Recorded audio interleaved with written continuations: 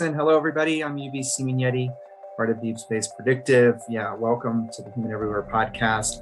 And today we've got the CEO of CisLunar Industries, Gary Calnan, who I had the pleasure of meeting through a mutual friend of ours a few years ago, who was like, "Hey, wait, you're both doing some space stuff. Why didn't you guys connect?" So we did, and it's been great to see the evolution from that point to now. And so first of all, welcome, Gary. How are you? Happy New Year. What's going on? Thanks. Yeah, thanks for having me. I'm excited to be on the podcast today and give you some insight into, our story and, how we see CisLunar Industries making an impact on humanity expanding out into the universe. So awesome. Yeah, I love it. Let's start with kind of where the idea came from. How did you even think about and get CisLunar off the ground?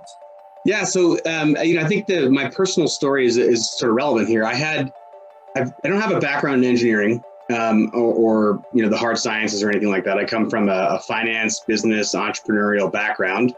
However, I did start out my educational career, as a cadet at the Air Force Academy. I was in the astronautical engineering program there.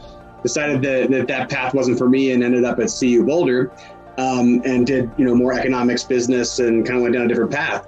But I always had this passion for space. And that goes even way back to when I was a kid. I can remember drawing up, taping together pieces of graph paper to draw moon bases and things like that. So, it goes back far.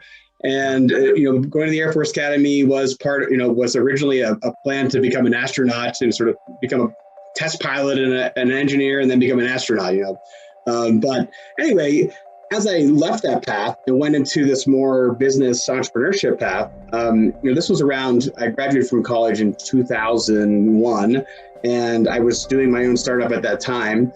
At that time, space was not really accessible to entrepreneurs. There were people trying to do things. This entrepreneurial space has been attempted a few times before, but it hadn't really emerged yet. So that wasn't really a path for me anyway.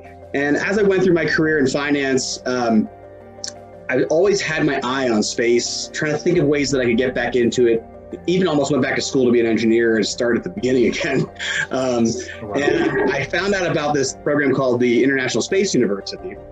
And if you're not familiar with that, it's a program that's been around for 30 years, or a little bit more than 30 years. They run a master's program in France, and they have a 9-week seminar that they run in the summertime that goes from city to city to city. It's like a mile wide and a foot deep, and it hits a little bit some of what you were saying about space not just being, or oftentimes when we look at space, we see the engineering and the technology pieces of the puzzle.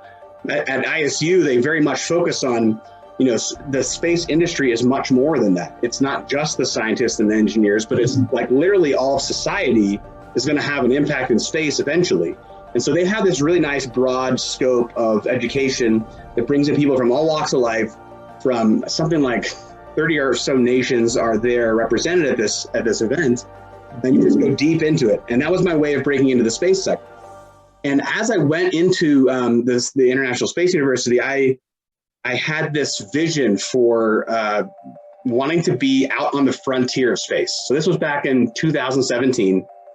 And prior to that, I had learned about the pioneering efforts of Deep Space Industries and Planetary Resources to sort of open up asteroid mining. I thought, oh my God, this is actually becoming real now. And also we've seen the progress of SpaceX and other entrepreneurial space companies kind of showing that this is now not just the province of governments, right? So my mind started to open up that now might be the time for me to go back to my entrepreneurial roots, get into the space sector, and try to, I just decided that, hey, even though I'm coming from the outside, I can use this experience to join the space sector and create my own company. And I didn't know exactly what I wanted to do, but I wanted to be on the frontier of where we were going. And I even thought of the name, for some reason, I don't even remember how it came out, but I had some inspiration at some point prior to going to ISU for CisLunar Industries as a name. And it happened to be available as a .com. So I was like, there you go. I'm just going to grab that. I don't know what I'm going to do with it, but I'm going to grab it in case I need it. And when I went to ISU, I had this I actually quit my job as a director of finance because I didn't want to have it be too easy to go back into that job. And I could have taken a sabbatical and just gone back to it, but I wanted to make this shift into the space sector. I wanted to start a company. And so when I went there, I actually just sort of looked around for other like-minded people who could join this effort, who were interested in starting a company, who had other complementary skills. I have finance and business background. I needed some people who had some engineering and space background. So I found a couple of people who were interested in that. And we literally just sat down on, in a room in front of a whiteboard. And we both wanted to be out on the frontier of space. And we just kind of brainstormed what was already happening. There were companies working on asteroid mining. There were companies working on lunar mining. There were companies working on in-space manufacturing. But there wasn't really any companies that were focused on processing the metals in the middle of that industrial value chain. And of course, companies that were planning to mine things from asteroids had ideas about mining metals, right? So that was not out of their roadmap, but it wasn't a focus, right? We thought there's an opening there. And at the same time, we were looking at, we were learning about space debris. I became much more aware of it when I was at that program. And the light bulb was really, well, there's all this mass out there already. It's already refined metals, like it's close by. We know where it is and who owns it and everything. Shouldn't somebody try to mine this debris belt, and see if we can do something with it? And that's like a pretty naive question because there's a lot of challenges with orbital mechanics and whatnot, but conceptually, it's there. We should do something with it. A lot of energy and money's been expended to get it up there. If we can make use of it, then we can solve the debris problem and we can kickstart this space resources thing for metals, at the same time. And so all of that kind of fit together, and we discussed that with advisors at ISU, kind of continued to build the idea, and just got more and more encouragement as we sort of uncovered different rocks around what were the challenges we were running into. I ended up talking to one of the founders of Made in Space in one of those classes and posed a question to him like, hey, if somebody could sell you raw materials that were derived from space debris, would that be interesting to you? And he's like, yeah, we often thought that somebody should do that. So that was another sort of validation that, hey, maybe there's a market for the product at the end of the day as well. And then, thinking about the bigger picture, like what drove me to want to do all this kind of helped to feed back into that because I sort of, my driving motivation really was that I wanted to make an impact on humanity's expansion. I wanted to find a way to sort of make my dent in the universe on space and getting people out there and making all the science fiction that I love to read and listen to in audiobooks and watch on TV and movies to become a reality, at least the good parts of it. Right.